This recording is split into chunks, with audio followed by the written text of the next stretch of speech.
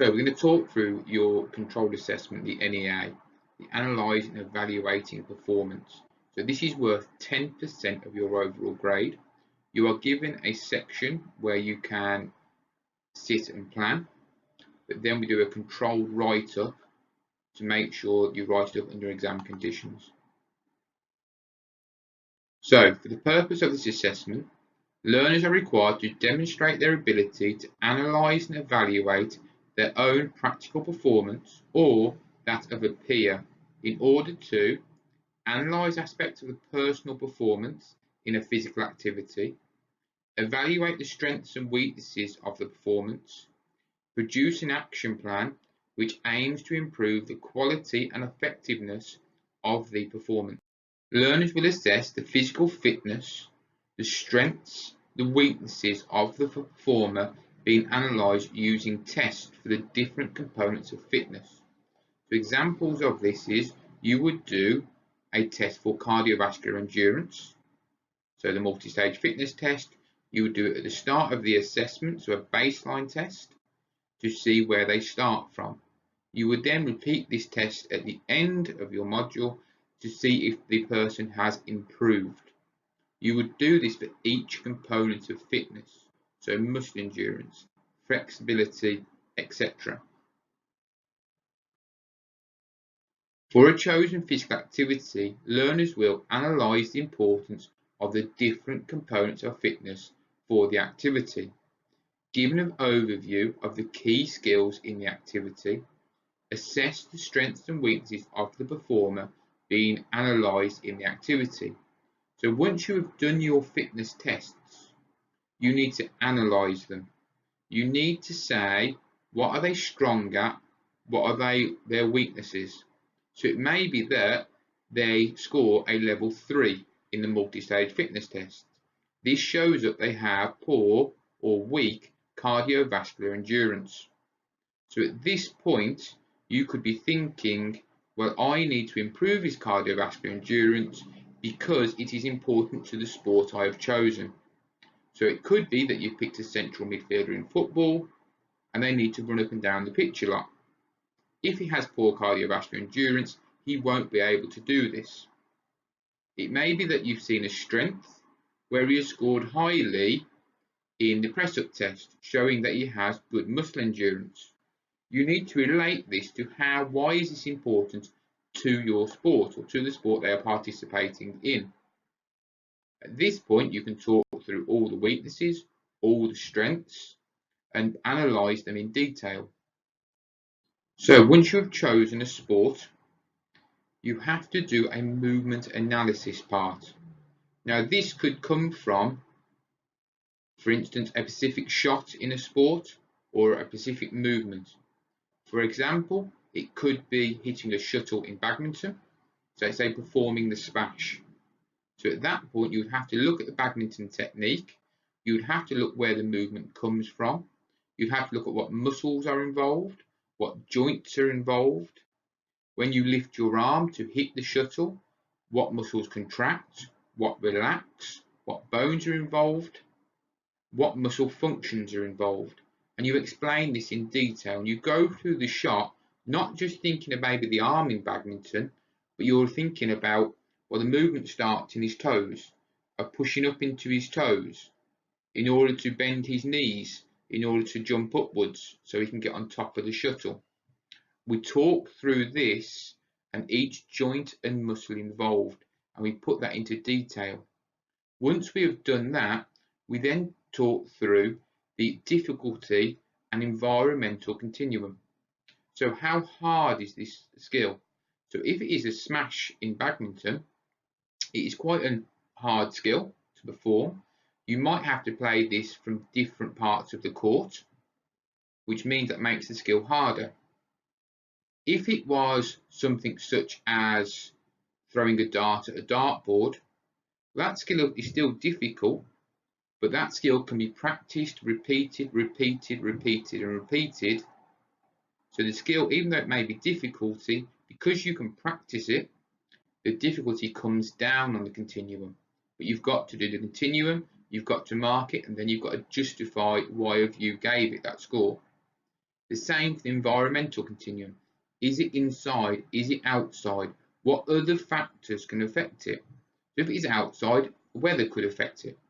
Other people could affect it. So once again, give it a score and justify why the skill you have chosen is where on the continuum. So produce an action plan to improve an aspect of the performance of the performer being analysed in the chosen activity. The plan must include which skill or component of fitness you are improving. So it could be that we've decided to improve his passing in rugby. That's the skill we have picked. So we are going to do drills and practices which are going to improve his passing in rugby. Justification for the skill or component of fitness you have chosen to improve. So why have you chosen this skill? Well, if you choose a component of fitness, you can base it upon his scores in his fitness tests you've done earlier. So we had poor cardiovascular fitness, that is what we're going to improve. If you choose a skill, obviously we need to do skills test at the start as well. So it might be that you've done a skills passing test in rugby. At the same time, you may have done a tackling test in rugby or a running with the ball test. At that point, you can point out which one is his weakness. So it could be that he only scored 5 out of 10 in a passing drill. So we are going to say his passing is his weakness. So we've justified why we have chosen that skill. Drills and practices to show how you intend to improve the skill or component of fitness chosen, including a risk assessment, coaching points, principles of training, and smart goal setting. So as you go through your action plan, once you've justified why you have picked it, once you have designed 6 to 10 types of practices with coaching points of how that person's going to improve, so key areas of technique, you need to link that to the principles of training. So you're looking at making it specific, you're looking to overload, you need to talk through progressions, you need to say reversibility, what happens if he stops training. Also, we need to link this to our SMART targets of goal setting, of getting them to agree to our SMART targets in order to keep them motivated, and explain why all this is important. By doing this, you actually produce a detailed piece of work looking into each area. You also need to do a risk assessment for each area. So if we are doing rugby, what is the pitch like? So we're looking to risk assess the surface, the goalposts, the equipment, other people, and so on. So I'm looking at this level 5 at the top. Okay, so evaluation. Evaluate the strengths and weaknesses of their own peers' physical fitness, accurately using appropriate tests for each component of fitness. Analyze.